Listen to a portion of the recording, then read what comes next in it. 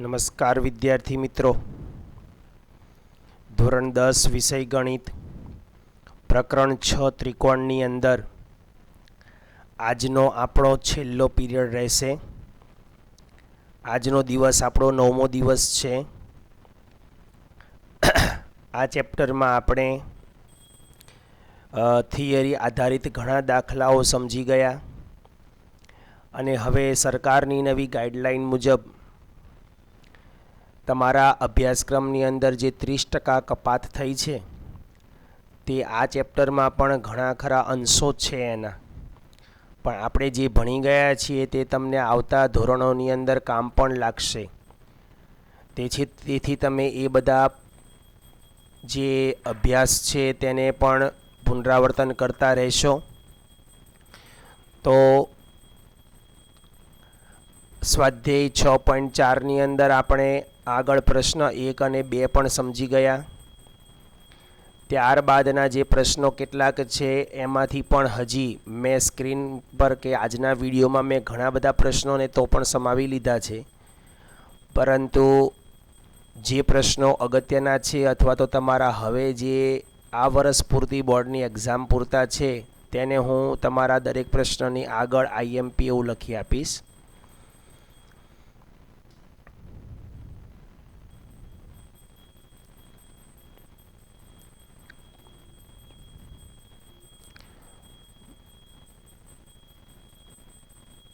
તો સ્વાધ્યાય 6.4 એના અગાઉ પ્રશ્નો આપણે 1 અને 2 જોઈ ગયા. હવે આજે 5મો પ્રશ્ન જોઈશું. 5મા પ્રશ્નની અંદર તમને ક્ષેત્રફળનો ગુણોત્તર શોધવાનો કહ્યો છે અને બાજુઓના જે મધ્યબિંદુ આપેલા છે તેની રકમ આપણે ફરી વાંચીએ અહીંથી. પ્રશ્ન 5, DEF અનુક્રમે ત્રિકોણ ABCની બાજુઓ AB, BC અને CA ના મધ્યબિંદુઓ છે. તો આપણે આકૃતિ મેં દોરેલી છે એમાં હું ABC લખીશ, ત્રિકોણ A, B અને C. હવે ABનું મધ્યબિંદુ D છે એટલે ક્રમ બહુ મહત્ત્વનો છે. અનુક્રમે લખ્યું હોય એટલે એ જ રીતે તમારે લખવું પડે. ABનું મધ્યબિંદુ D, તો AB જ્યાં હોય એની વચ્ચે તમારે D લખવાનો છે. ત્યારબાદ BCનું મધ્યબિંદુ E છે એટલે BC હોય તે રેખાખંડ ઉપર હું E લખીશ અને ACનું મધ્યબિંદુ F છે. ઓકે, હવે આ ત્રિકોણના ABC ત્રિકોણના DEF અને ABCના ક્ષેત્રફળનો ગુણોત્તર તમારે શોધવાનો છે મિત્રો. તો ક્ષેત્રફળનો ગુણોત્તર શોધવાનો હોય તો ધોરણ 9 પ્રમાણે તમે જોવા જશો તો મૂળ ત્રિકોણના તમારા 4 ભાગ પડી ગયા. તો DEF એ 1 ભાગ છે અને ABC એ 4 ભાગ છે. તો સીધો જ ગુણોત્તર તમને 1/4 અહીંયા મળી જાય, બરાબર. પરંતુ અહીંયા હું ધારીને કામ કરીશ. ધારો કે ADનું માપ x છે તો DB પણ x થાય એટલે આખો AB આપણો 2x બનશે. આપણે સંગતતા સમરૂપતાને આધારે કામ કરવાનું છે ને, એટલે આ ત્રિકોણવાળા પ્રકરણની અંદર સંગતતા સમરૂપતાવાળું કામ કરવાનું છે. અને બીજો એક મુદ્દો છે મિત્રો, ત્રિકોણના કોઈ પણ બાજુના મધ્યબિંદુઓને જોડતો રેખાખંડ હંમેશા ત્રીજી બાજુને સમાંતર હોય. એટલે વિધાન લખું છું, ત્રિકોણની 2 બાજુના મધ્યબિંદુ ને જોડતો અથવા જોડતો લખીએ તો પણ ચાલે રેખાખંડ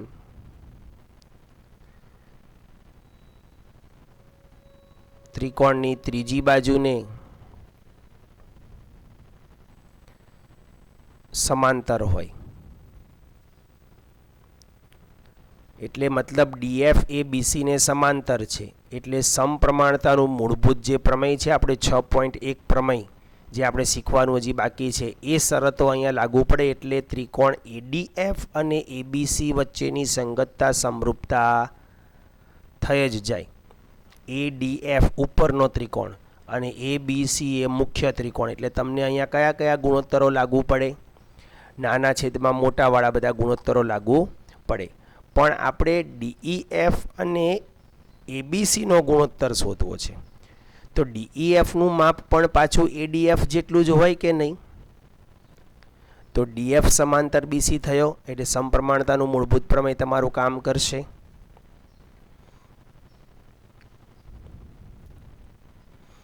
ADF અને ABC વચ્ચે તમારી સંગતતા સમરૂપતા થશે. હવે આપણે દાખલામાં આગળ વધીએ. પ્રમેય 6.1 મુજબ સંગતતા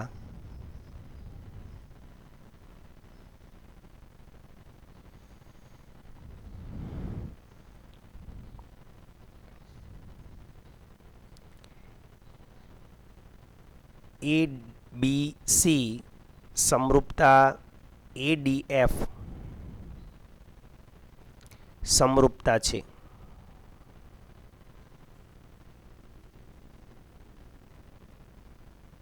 તમે આ સંગતતા સમરૂપતા પ્રમેય 6.1ની જગ્યાએ બાજુઓ સાથેનો પણ તમે કામ કરી શકો. બરાબર. હવે ધારો કે AD બરાબર x,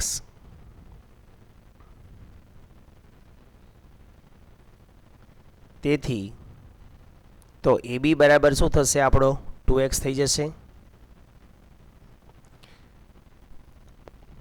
હવે મિત્રો આપણે ADF અને ABC વચ્ચેનો પહેલા ગુણોત્તર લઈ લઈએ, અને ક્ષેત્રફળનો ગુણોત્તર લેવાનો હોય એટલે બાજુના વર્ગોનો ગુણોત્તર લેવાનું ભૂલતા નહીં. તો આપણે DEF શોધવો છે મિત્રો. ખાસ ધ્યાન આપજો. અહીંયા DEF એ ADF જેટલો જ થાય. આ ADFનું ક્ષેત્રફળ અને DEFનું ક્ષેત્રફળ પણ સરખું થાય. 4 4 સરખા થયા તો તમે ADFની જગ્યાએ DEF પણ લખી શકો. તો અહીંયા મેં ADF લીધો છે. એની જગ્યાએ તમે હવે આપણે મૂળ ADF જ લઈએ, DEF નથી લેવો. એની જગ્યાએ ADF જે સંગતતા સમરૂપતા આપેલી છે ને ઉપર ABC અને ADFની, એને આધારે લઈએ. ચાલો ADF છેદમાં લઈશું આપણે ABC. પછી ADFનું ક્ષેત્રફળ જે મળશે અથવા ADF અને ABCનો જે ગુણોત્તર મળશે એમાં ADF = DEF લખી દઈશું. તો બાજુમાં લખીશું ADFની કઈ બાજુ? તો કે AD છે આપણી પાસે, ADનો સ્ક્વેર, અને ABCની મોટી બાજુ એટલે કે AB². હવે અહીંયા એની કિંમતો મૂકીએ. ADની કિંમત આપણી પાસે x છે તો અહીં લખીશું x². ABની કિંમત આપણી પાસે 2x છે એટલે લખીશું 2x². કૌંસમાં લખજો મિત્રો, કારણ કે 2x² એમ નામ લખી નાખશો તો 2નો વર્ગ કરવાનું રહી જશે. x² છેદમાં 4x², x² ઉડાડી દઈશું આપણે એટલે 1/4 આવ્યો. હવે આપણે બાજુમાં એમ લખીશું, આજે પેલું સમાંતર બાજુનો નિયમ લાગુ પડે છે ને કે મધ્યબિંદુને જોડતો ત્રિકોણ એ મુખ્ય ત્રિકોણના 4 સમાન ક્ષેત્રફળમાં વિભાજન કરે છે. એવું ધોરણ 9ની અંદર આપણે ભણી ગયા. તો ADF જેમ ABC = 1/4 થયું. જવાબ આપણે ADF નથી શોધવો, DEF શોધવો છે. તો હવે એની માટે અહીંયા વાક્ય લખીશું, પરંતુ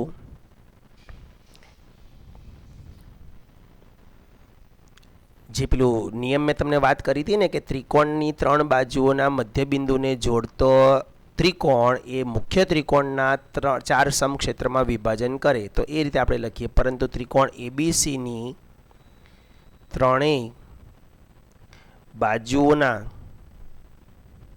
વાક્ય લખી લઈએ એટલે શું છે તમને ખ્યાલ રહે. 3 બાજુઓના મધ્યબિંદુથી બનતા ત્રિકોણ વડે ત્રિકોણ ABCનું 4 સમક્ષેત્ર ત્રિકોણમાં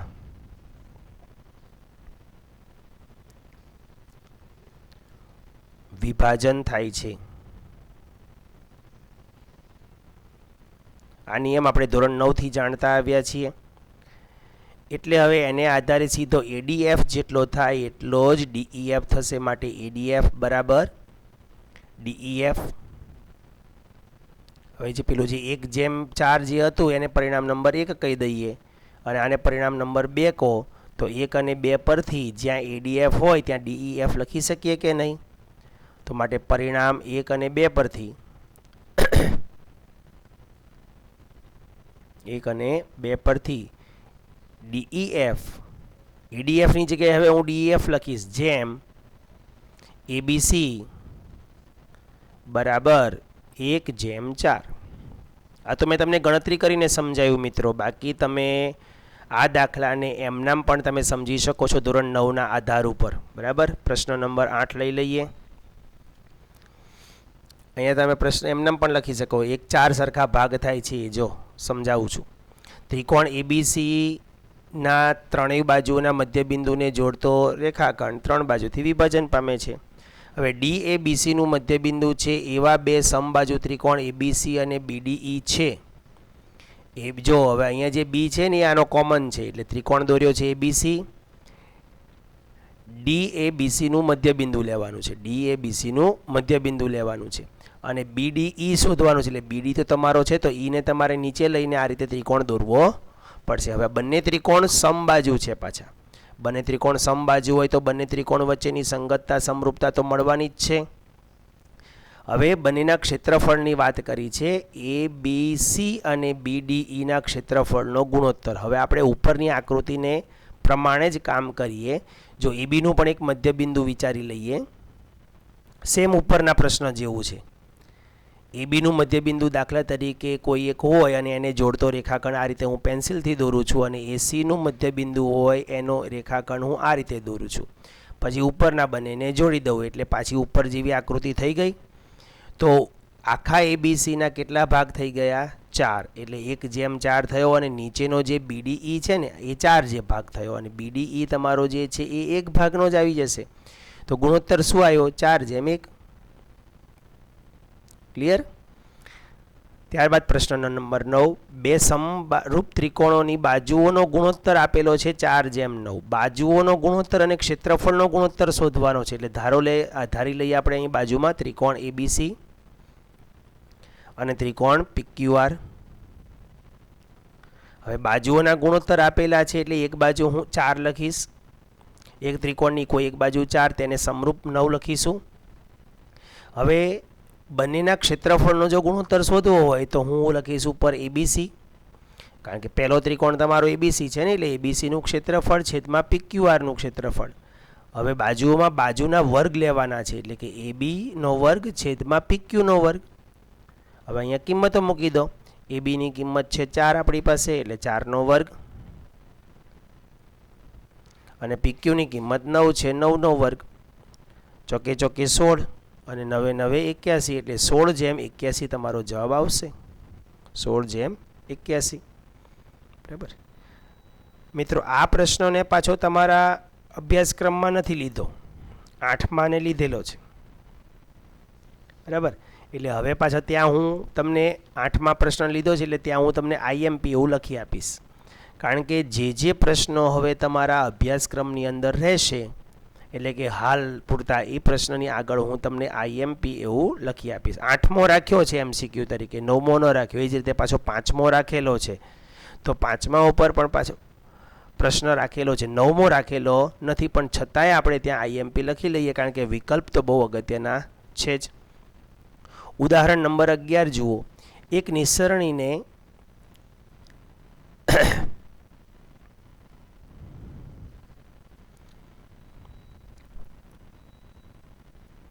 આ પ્રશ્ન પણ તમારા અભ્યાસક્રમમાં છે કે નહીં એ જોઈ લઉં.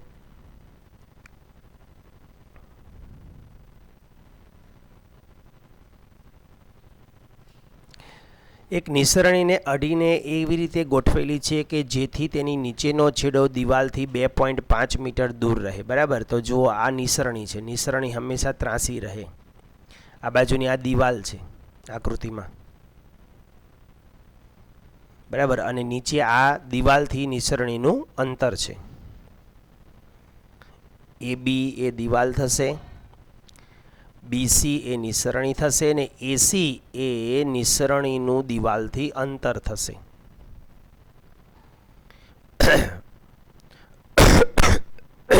ધારો કે કરીને આકૃતિની થોડીક વિગત લખીશું. AB બરાબર દિવાલ, નિસરણી લખાઈ છે મારથી. AB એ તમારી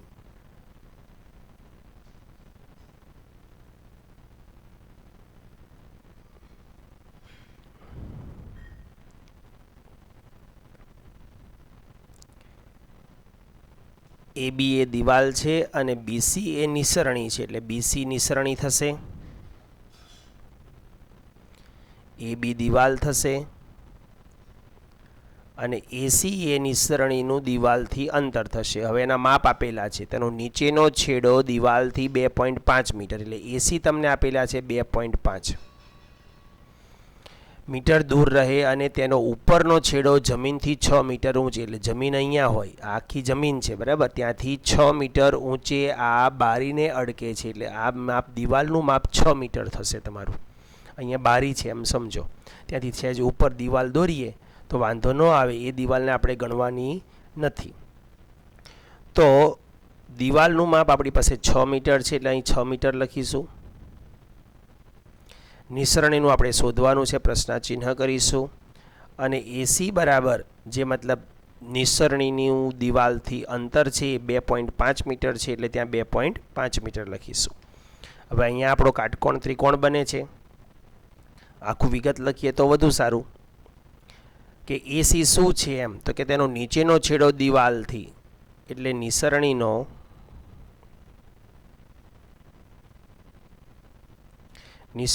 દિવાલથી અંતર એમ લખી દઈએ આપણે, નિસરણીનું દિવાલથી અંતર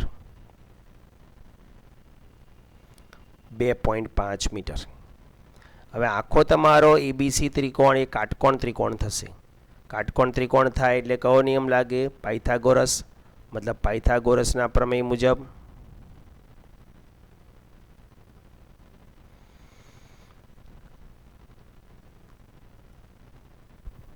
BC square is equal two AB square વત્તા AC સ્ક્વેર. હવે BC સ્ક્વેરને શોધવાની કિંમતો મૂકીને જાતે કરી લેજો.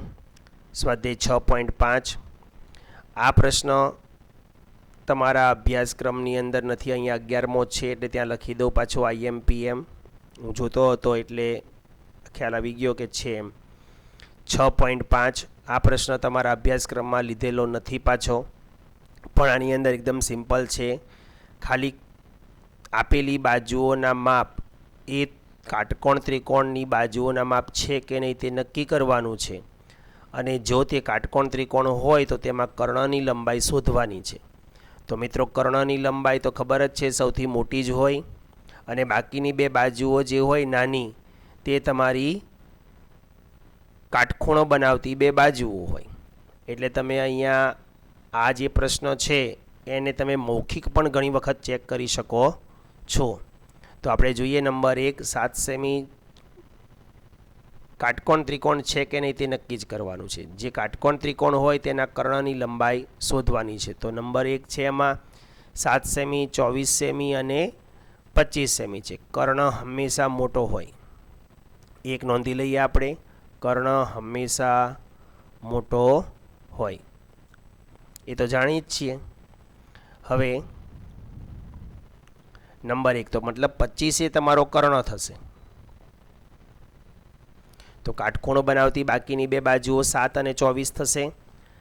આપણે નંબર 1નો જે ગણતરી છે એક બતાવું છું, પછીની 2, 3 અને 4 નંબરની ગણતરી તમારે જાતે કરવાની છે. એટલે આપણે અહીંયા 7નો વર્ગ કરીશું 49, ત્યાર પછી 24નો વર્ગ આવશે 576. હવે આ બંનેનો આપણે સરવાળો કરવાનો છે અને અહીં 25નો વર્ગ પણ લખી લઈએ 625.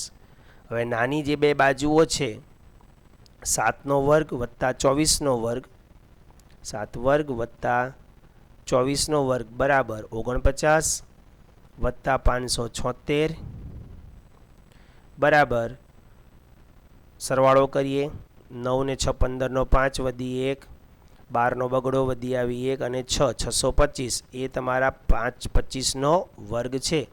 મતલબ આ પેલી બાજુઓ એ કાટકોણ ત્રિકોણની બાજુઓ થશે એવું વિધાન તમે નીચે લખી શકો.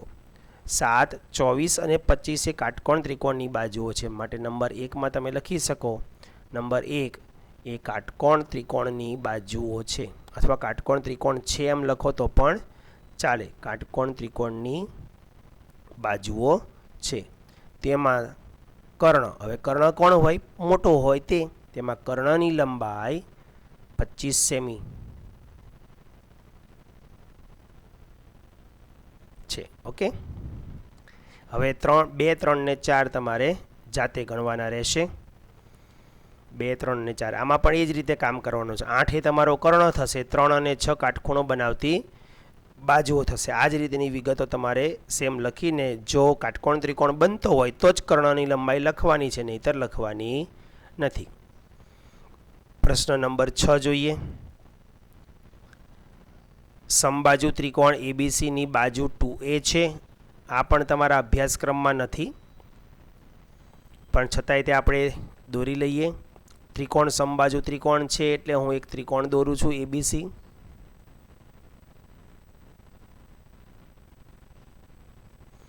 હવે આનો એક વેધ દોરવાનો છે એટલે હું ઉપરના શિરોબિંદુમાંથી એક વેધ દોરું છું જે તેની સામેની બાજુને લંબ હશે. તો આ એક વેધ છે, ત્રિકોણ સમબાજુ એબીસીનો એક વેધ છે. આપણે એને નામકરણ કરીશું. હવે ઉપર બિંદુ એ લઈ લઈશું, આ બાજુ બી, સી અને વેધનું નામ આપી દઈએ એડી. ત્યાં કાટખૂણો બનાવવો જરૂરી છે વેધ છે એટલે. હવે ત્રિકોણ સમબાજુ ત્રિકોણ છે મિત્રો.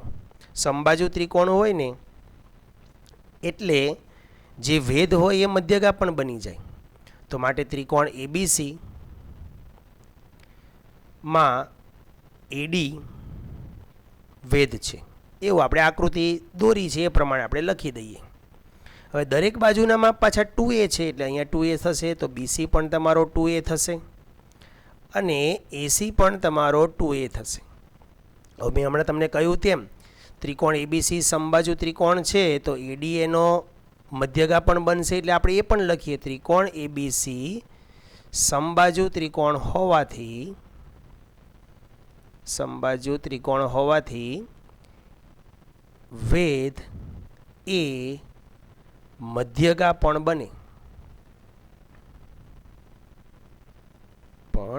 બને અથવા થાય. માટે ડી એ બીસીનું મધ્યબિંદુ થશે. માટે ડી એ બીસીનું મધ્યબિંદુ થશે.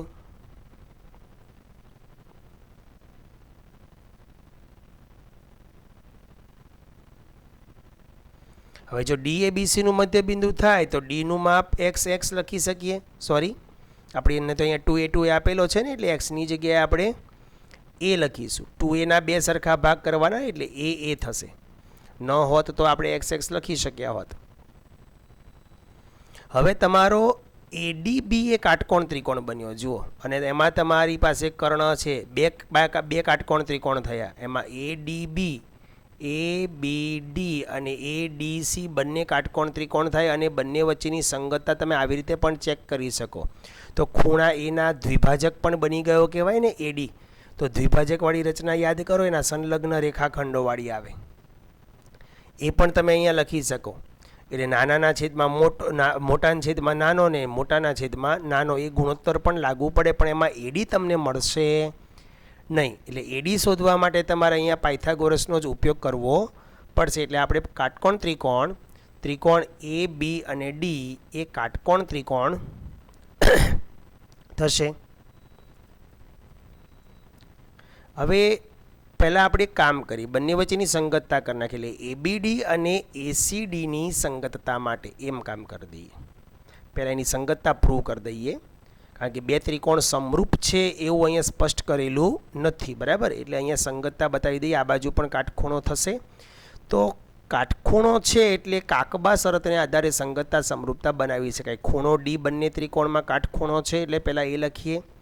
ખૂણો ડી અથવા એડીબી એમ આખું લખો તો પણ ચાલે. ખૂણો ડી બરાબર ખૂણો ડી, કૌંસમાં લખીશું કાટખૂણો.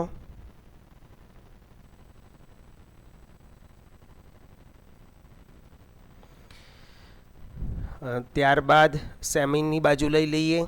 કર્ણવાળી ક એટલે કર્ણ એટલે કે એબી બરાબર એસી કર્ણ. પછી તમે કોઈ પણ બીડી બરાબર ડીસી પણ લખી શકો અથવા એડી બરાબર એડી પણ લખી શકો. સામાન્ય બાજુ તરીકે મેં અહીંયા બીડી બરાબર ડીસી લખ્યું સામાન્ય બાજુ. બાજુમાં હું પેન્સિલથી પણ તમને લખી આપું, અથવા તમે એડી બરાબર એડી પણ લખી શકો સામાન્ય બાજુ તરીકે. એટલે કાકબા શરત પણ તમારી લાગુ પડે. એડી બરાબર એડી, તમે બીડી બરાબર ડીસીની જગ્યાએ એડી બરાબર એડી પણ લખી શકો સામાન્ય બાજુ તરીકે. ઓકે, તો કાકબા શરતને આધારે સંગતતા મળી, માટે સંગતતા એબીડી, પછી તીર કરવાનું, એસીડી સમરૂપતા છે.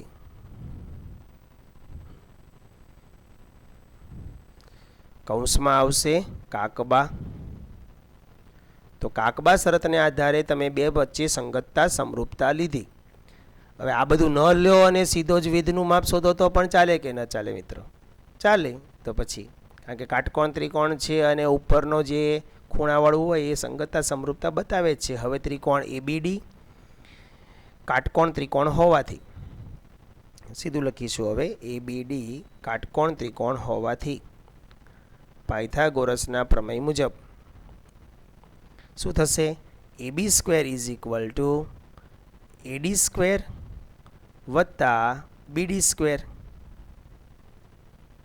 હવે કિંમતો મૂકીએ. આપણી પાસે એબીની કિંમત 2a છે, એડીની કિંમત આપણી પાસે નથી, એ શોધવાની છે, બરાબર. એટલે અહીંયા એબી લખીશું. એબીની કિંમત 2a, એનો સ્ક્વેર, એડીનો વર્ગ એમનો એમ રાખીએ, વત્તા બીડીની કિંમત એ છે તો એનો વર્ગ, 2a નો વર્ગ 4a square is equal to AD square plus A square. હવે એ સ્ક્વેર આ બાજુ લાવશો એટલે 3a સ્ક્વેર થશે. 4a સ્ક્વેરમાંથી એ સ્ક્વેર જશે એટલે 3a square is equal to AD square. તો માટે એડી ઇઝ ઇક્વલ ટુ વર્ગ કાઢવા માટે વર્ગમૂળ લેવા પડે, તો 3નું વર્ગમૂળ, વર્ગમૂળમાં 3 અને એનો વર્ગ નીકળી ગયા એટલે વર્ગમૂળ 3a એ એડીનું માપ મળશે, બરાબર. હવે જો મિત્રો અહીંયા આટલી બધી શરતો લખી અને પછી આપણે આ શોધ્યું. હું તમને અહીંયા ધોરણ 9ની રીત પ્રમાણે ઉપર સમજાવું છું. ધોરણ 9 પ્રમાણે તમે સમબાજુ ત્રિકોણના વેધને શોધવાનું સૂત્ર જાણો છો? તો વેધની લંબાઈ બરાબર, જો લખું છું અહીંયા, વેધની લંબાઈ સમબાજુ ત્રિકોણના ક્ષેત્રફળના જે દાખલા હતા ને એમાં હતું આ સૂત્ર. વેધની લંબાઈ બરાબર વર્ગમૂળ 3/2 ગુણ્યા બાજુ. સૂત્ર યાદ આવશે. અને સમબાજુ ત્રિકોણનું ક્ષેત્રફળ વર્ગમૂળ 3/4 ગુણ્યા બાજુનો વર્ગ હતો. અહીંયા કિંમતો મૂકીએ. વર્ગમૂળ 3/2 ગુણ્યા બાજુનું માપ આપણી પાસે 2a છે ને, બધી બાજુ સમબાજુ છે એટલે અહીંયા 2a લખો. હવે 2 ઉડાડો, શું આવ્યું? વર્ગમૂળ 3a. 3 લીટીમાં જવાબ મળ્યો મિત્રો. અને અહીંયા કેટલી બધી વિગતો કરવી પડી જુઓ, 3a અને 3a. ઓકે, તો આ રીત પણ તમે કરી શકો. ત્યારબાદ પ્રશ્ન નંબર 9. 10 મીટર લાંબી એક નિસરણી જમીનથી 8 મીટર ઊંચે આવેલી એક બારીને અડકે છે. નિસરણીના નીચેના છેડાનું દિવાલના તળિયેથી અંતર શોધવાનું છે. તો નંબર લખી દઈએ આપણે, A, B અને C. સેમ ઉપર દાખલો ગણ્યો હતો કે નહીં નિસરણીવાળો, એના જેવો જ છે. 10 મીટર લાંબી એક નિસરણી છે, મતલબ એસી નિસરણી છે. 10 મીટર લાંબી એક નિસરણી એટલે આ એસી નિસરણી છે, એ 10 મીટર છે. અને 8 મીટર ઊંચી આવેલી એક બારીને અડકે છે એટલે અહીંયા 8 મીટર થાય. સીધું માપ 8 મીટર થાય. નિસરણીના નીચેના છેડાનું દિવાલથી અંતર શોધવાનું છે એટલે બીસી તમારે શોધવાનો છે. આ દાખલો જાતે કરવાનો રહેશે, બરાબર. પાયથાગોરસ લગાડી દેવાનો એટલે તમને બીસી માપ મળી જશે. અને પાછી વિગત સાથે કરવાનો છે એટલે વિગતથી ગણવો. વિગતથી મતલબ આકૃતિમાં જે લખ્યું હોય એનું વર્ણન તમારે બાજુમાં કરીને કામ કરવાનું છે. જો બતાવું આ રીતે વિગતો બધી કરવાની, ધારો કે વાળી કરીને. ઓકે, એમ નામ સીધું પાયથાગોરસ લગાડી દેવાનો નથી. પ્રશ્ન નંબર 10 જોઈએ. સેમ એના જેવો જ છે. 10 મીટર લાંબા શિરોલંબ થાંભલાના ઉપરના છેડેથી, મતલબ આ 10 મીટર લાંબો શિરોલંબ, 18 મીટર સોરી, તો AB એ તમારો થાંભલો છે. ઉપરના છેડાથી 24 મીટર લાંબા તારનો એક છેડો જોડેલો છે. અહીંયા ઉપરથી તાર જોડેલો છે એટલે આ 24 મીટર લાંબો તાર છે. તાર ત્રાસો હોય, તમે જોયો હશે લાઇટના થાંભલામાં તાણિયા મારેલા હોય તાર, થાંભલો પડી ન જાય ને એટલા માટે. બીજો છેડો એક ખીલા સાથે બાંધેલો છે, મતલબ આ સી બિંદુ પાસે ખીલો છે. થાંભલાના આધારથી એટલે એથી કેટલા અંતરે ખીલો લગાડવામાં આવે તો તાર તંગ રહે એટલે તણાયેલો રહે, મતલબ તમારે એસી શોધવાનો છે, ઉપરના દાખલાની જેમ સેમ. બરાબર, એ પણ તમારે હોમવર્કમાં ગણવાનો આવશે. તો અહીં લખી દઉં હું HW, વિગત સાથે બધું કરવાનું આનું પણ. પ્રશ્ન નંબર 11 જુઓ.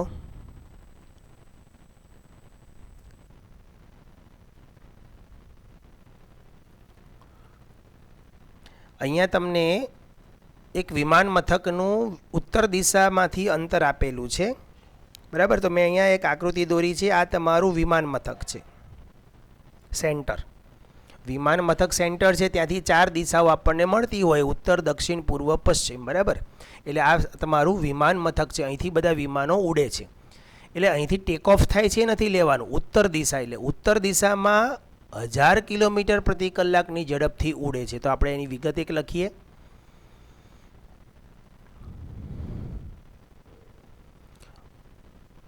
ઉત્તર દિશામાં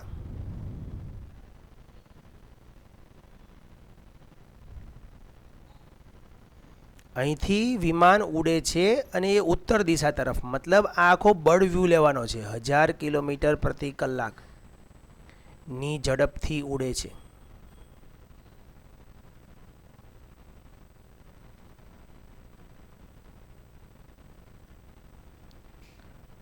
તો 1000 કિલોમીટર પ્રતિ કલાકની ઝડપે ઉડે ત્યારે પછી આગળ લખીએ. હવે તે જ સમયે એક બીજું વિમાન તે મથકથી પશ્ચિમ દિશામાં, એટલે આ બાજુ, પશ્ચિમ દિશા એટલે પશ્ચિમ બીજુ, ડાબી બાજુ, મતલબ 1200 કિલોમીટરની ઝડપથી ઉડે છે. તો એનું એક વાક્ય પણ લખી લઈએ આપણે.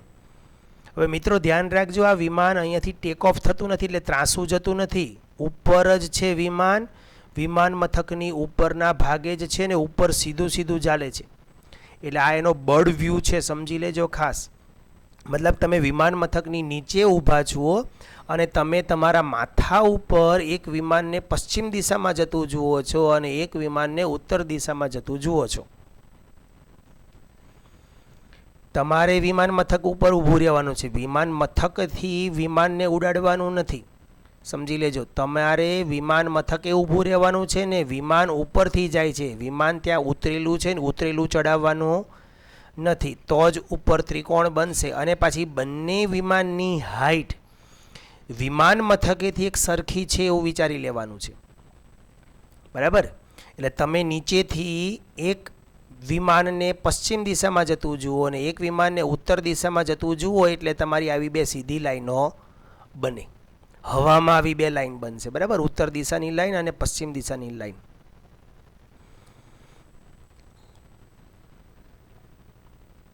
તો માટે 1.5 કલાક પછી બંનેના વિમાનનું એકબીજાથી દૂર અંતર શોધવું. તો 1.5 કલાકમાં કાપેલ અંતર શોધી લઈએ. હવે જો મિત્રો 1 કલાકમાં 1000 કિલોમીટર કાપે છે, તો 1.5 કલાક એટલે બાકીના અડધા કલાકમાં પાછું 500 કપાશે. તો 1.5 કલાકમાં ટોટલ કેટલું થયું? 1500 થયું. પહેલા 1 કલાકના 1000 અને બાકીના અડધા કલાકના 500 એટલે 1500 કિલોમીટર થશે. તો માટે 1500 કિલોમીટર અંતર, હવે પ્રતીક H નહીં લખતા, અંતર લખીએ છીએ આપણે. તો 1.5 કલાકમાં કાપેલું અંતર, કઈ ઉત્તર દિશાના વિમાને 1.5 કલાકમાં કાપેલું અંતર એ 1000 પ્રમાણે 1500 કિલોમીટર થાય. એટલે આ માપ તમારું 1500 થશે વિમાન મથકથી ઉત્તર દિશા, 1.5 કલાક પછીનું સ્થાન. એ જ રીતે હવે પશ્ચિમ દિશામાં 1200 કિલોમીટરની ઝડપથી ઉડે છે.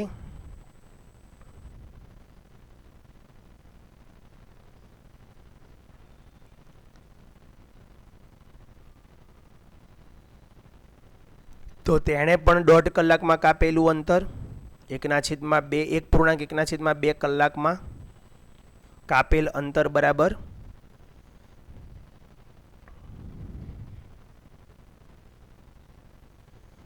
હવે જુઓ, પહેલા 1 કલાકમાં થયું 1200 ને પછીના અડધા કલાકમાં થયું એટલે 1800 કિલોમીટર થઈ ગયું. પહેલા 1 કલાકમાં કેટલું થશે? 1200 અને પછીના અડધા કલાકમાં આવશે 600. 1200ના અડધા એટલે 1200 અને 600 1800 કિલોમીટર થઈ ગયું. તો હવે આ બંનેને જોડતો રેખાખંડ તમારો ઉત્તર અને પશ્ચિમનો જે અંતિમ છેડો છે 1.5 કલાક પછીનો, તે બંનેને જોડતો રેખાખંડ એટલે તમારો કર્ણ થશે એસી. તો માટે ત્રિકોણ એબીસી એ કાટકોણ ત્રિકોણ થશે.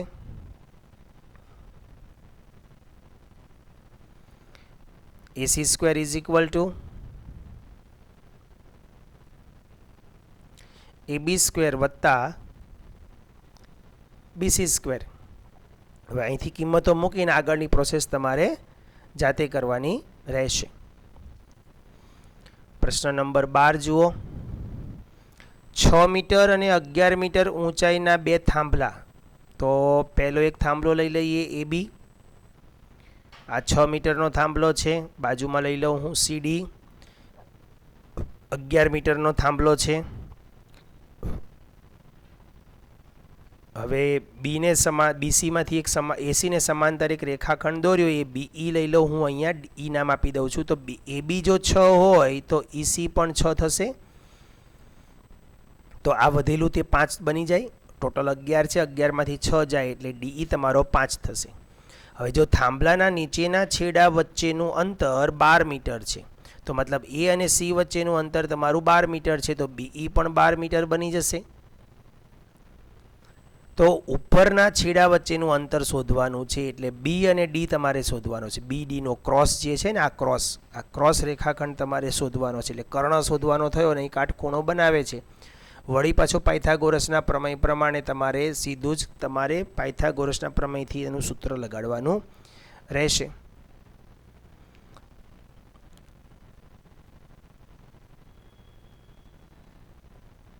તો આ બધા જે માપ છે તમારા એક સરખા જ રહેશે, મતલબ 12 છે 12 છે. તો ત્રિકોણ BE અને D એ કાટકોણ ત્રિકોણ થશે.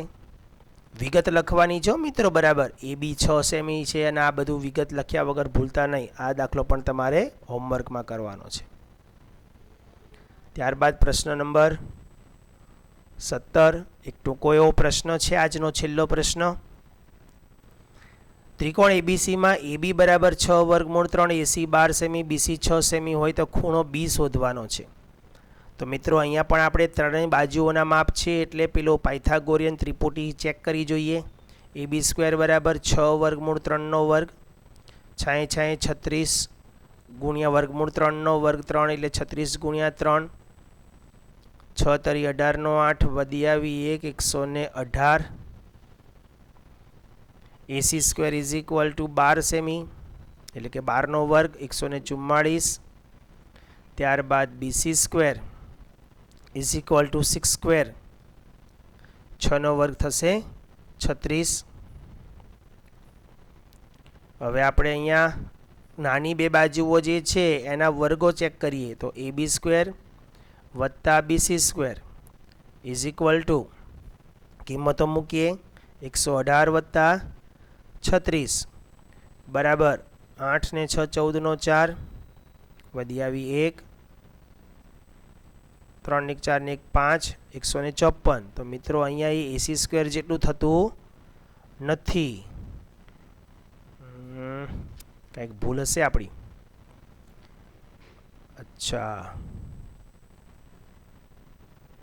પહેલું જુઓ મિત્રો, AB સ્ક્વેરમાં આપણે ભૂલ કરી છે.